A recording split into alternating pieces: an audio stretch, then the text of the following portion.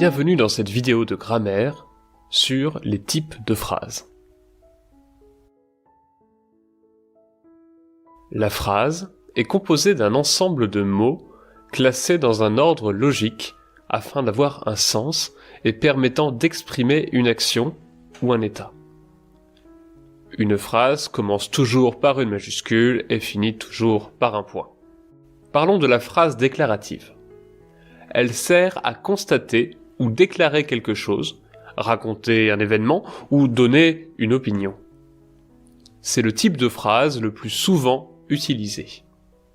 Elle se termine par un point. La phrase interrogative sert à poser une question. Elle se termine par un point d'interrogation.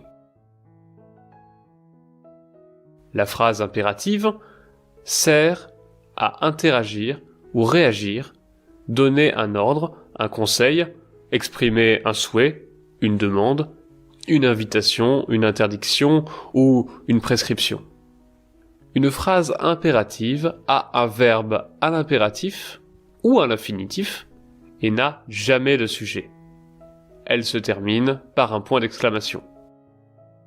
La phrase exclamative sert à exprimer un sentiment de colère, de surprise, de joie ou d'exprimer un jugement. Elle commence par un mot d'exclamation. Par exemple, quel, comme ou que.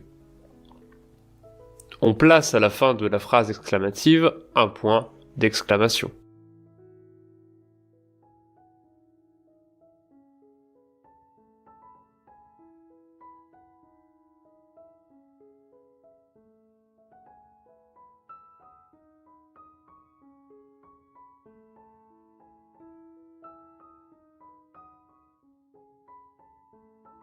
Pour résumer, la phrase déclarative permet de donner une opinion ou de raconter un événement. La phrase interrogative permet de poser une question. La phrase impérative permet de donner un ordre ou un conseil. La phrase exclamative permet de mettre de l'emphase sur les émotions.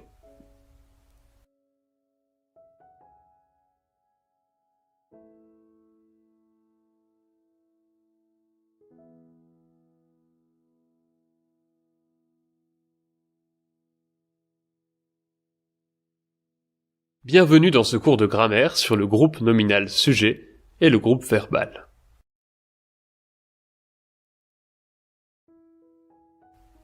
Commençons par le groupe nominal sujet. Qu'est-ce que c'est? Un groupe nominal sujet, que l'on note parfois GNS, est un groupe nominal particulier. Soit il fait l'action dans la phrase, soit il est dans l'état décrit par le verbe. On dit que c'est le sujet du verbe. Quand le groupe nominal sujet change, le verbe change. On dit alors qu'il commande le verbe et que le verbe est conjugué avec ce groupe nominal sujet. Comment trouver le groupe nominal sujet?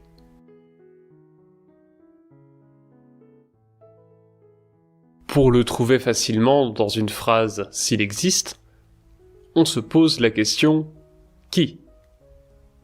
pour une personne ou un animal. Ou « qu'est-ce qui ?» pour une chose. Par exemple, mon grand frère range ses affaires. Qui range ses affaires? Réponse, mon grand frère. Le groupe nominal sujet est donc mon grand frère. L'autobus de mon école est sorti de la route. Qu'est-ce qui est sorti de la route? Réponse, l'autobus de mon école. Le groupe nominal sujet est donc l'autobus de mon école. Parlons maintenant du groupe verbal. Qu'est-ce que c'est? La seconde partie de la phrase dans laquelle on parle de l'action réalisée. Cette série de mots est appelée le groupe verbal. On écrit le groupe verbal GV. Le groupe verbal peut être composé du verbe seul ou du verbe accompagné d'autres mots.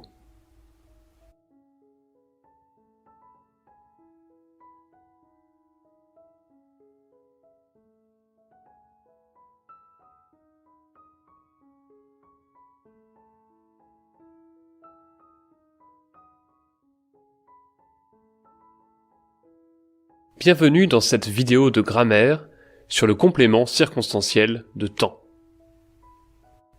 Qu'est-ce qu'un complément circonstanciel de temps? Un complément circonstanciel de temps est un mot ou un ensemble de mots qui complète l'action exprimée par le verbe. Il indique quand a lieu l'action. Il répond à la question « quand ». Comment reconnaître un complément circonstanciel de temps? Pour l'identifier, on se pose la question « quand ». Par exemple, il regardera la télévision à 8 heures. Il regardera la télévision quand? Quand regardera-t-il la télévision? Réponse, il regardera à 8 heures. À 8 heures est donc un complément circonstanciel de temps. Aujourd'hui, mon frère range sa chambre. Mon frère range sa chambre quand? Quand mon frère range-t-il sa chambre? Réponse, il range sa chambre aujourd'hui. Aujourd'hui est donc un complément circonstanciel de temps. Faisons quelques exercices d'application.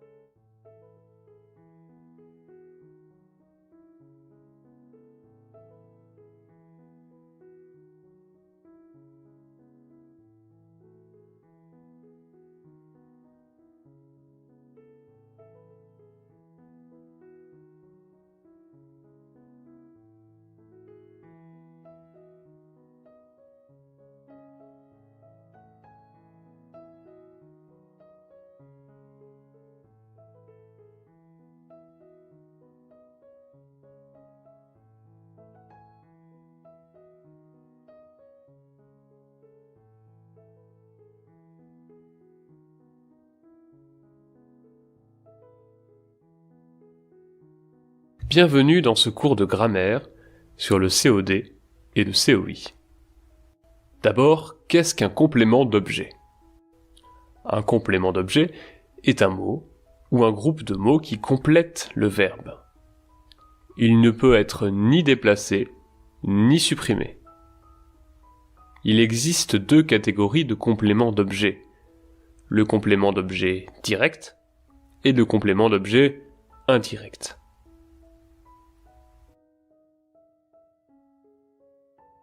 Le complément d'objet direct, qu'est-ce que c'est? Le complément d'objet direct est un mot ou un groupe de mots qui complète le verbe et qui ne peut être ni déplacé ni supprimé et qui précise sur qui ou sur quoi porte l'action. Alors, comment le reconnaître? Pour le reconnaître, on pose la question qui ou quoi. Par exemple, les touristes remercient le guide. Les touristes remercient qui? Ils remercient le guide. Le groupe de mots le guide est le complément d'objet direct. Les élèves font leurs devoirs. Les élèves font quoi? Réponse, leurs devoirs. Le groupe de mots leurs devoirs est le complément d'objet direct. Le complément d'objet indirect maintenant. C'est un groupe de mots, éventuellement un seul mot, qui complète le verbe. Il commence presque toujours soit par une préposition à ou de, soit par un article défini contracté, au, du, des. C'est un complément essentiel au sens de la phrase. Un complément d'objet indirect ne peut pas être supprimé car la phrase n'aurait alors plus de sens. Comment le reconnaître. Bon, pour le reconnaître, on se pose la question de quoi, de qui, à quoi ou à qui. Par exemple, je pense à mes prochaines vacances. Je pense à quoi? Réponse, à mes prochaines vacances. Le groupe de mots à mes prochaines vacances est donc un complément d'objet indirect. Léla parle souvent de son père. Léla parle souvent de qui? Réponse, de son père. De son père est un complément d'objet indirect. Faisons quelques exercices d'application.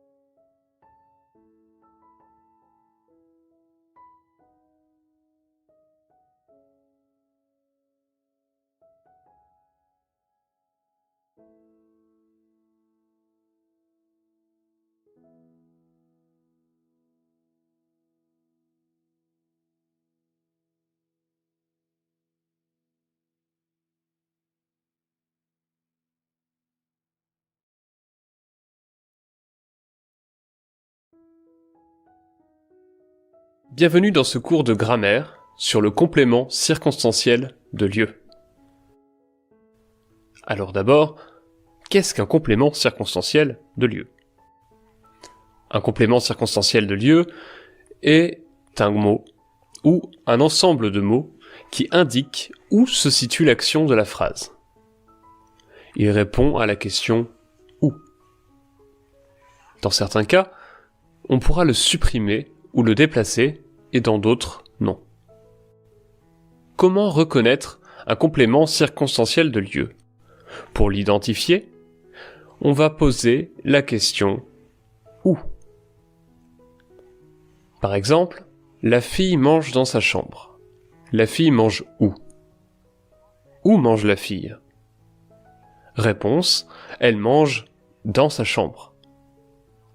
Dans sa chambre est donc un complément circonstanciel de lieu.